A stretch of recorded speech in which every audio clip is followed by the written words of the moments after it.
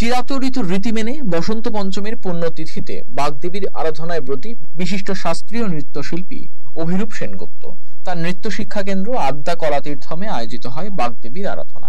বিশেষভাবে সক্ষম শিশুদের নিয়ে উদ্বোধন হয় পুজোর। তার সমস্ত শিক্ষার্থীদের নিয়ে পুজোর আয়োজন করলেন অভিরূপ সেনগুপ্ত। শিক্ষার্থীরা ছাড়াও এদিনের পুজোয় উপস্থিত ছিলেন বহু নামী নৃত্যশিল্পী। বসন্ত পঞ্চমীর দিন সরস্বতী পুজোর বিশেষ তাৎপর্য রয়েছে।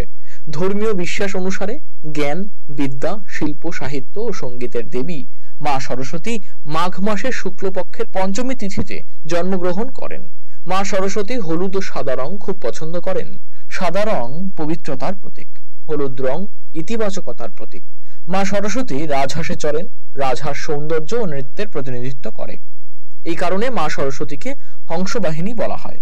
মা সরস্বতীকে নদীর তীরে বসে থাকতে দেখা যায়। নদী জীবনের অস্তিত্ব। দেবী সরস্বতী সর্বদা পদ্মের আসনে বসেন। শাস্ত্রমতে পদ্মফুল জ্ঞান ও বিশুদ্ধতার প্রতিনিধিত্ব করে। এছাড়া মায়ের হাতে বীণা ও বেদ শোভা পায়। বীণা এবং বেদ শিক্ষা, জ্ঞান, সঙ্গীত, নৃত্য এবং শিল্পের প্রতিনিধিত্ব করে।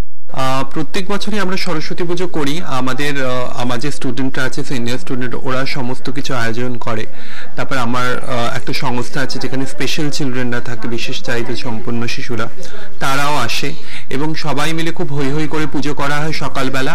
আর বিকেলবেলা আমাদের একটা সাংস্কৃতিক অনুষ্ঠান থাকে, কালচারাল অনুষ্ঠান, যেখানে বাচ্চারা নাচ গান সমস্ত কিছু করে এবং আমাদের বিকেলবেলা খাওয়া দাওয়াটা থাকে, কারণ সকালবেলা সবার বাড়িতেই কম বেশি পুজো থাকে এবং সেই জন্য অনেকে আসতে পারে না।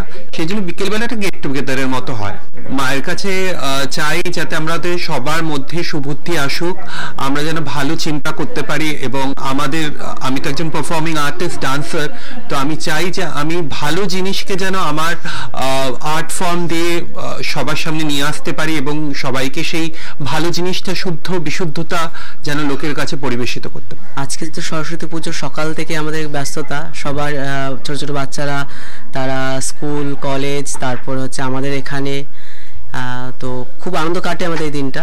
তো সকাল থেকে ভোগ রান্না করা, দিদি অনেক ভোগ করে, তো আমরা সবাই হেল্প করি। সকাল থেকে অনেক কাজ নিয়ে ব্যস্ত সবাই, এই আর কি।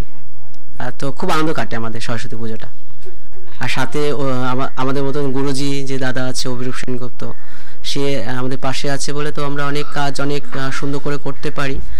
আর সত্যি উনি না থাকলে আমরা বোধহয় এত ভালো কাজ, এত সুন্দর আনন্দ আমরা বোধহয় ঠিকঠাক দেখতেই পেতাম না বোধহয়।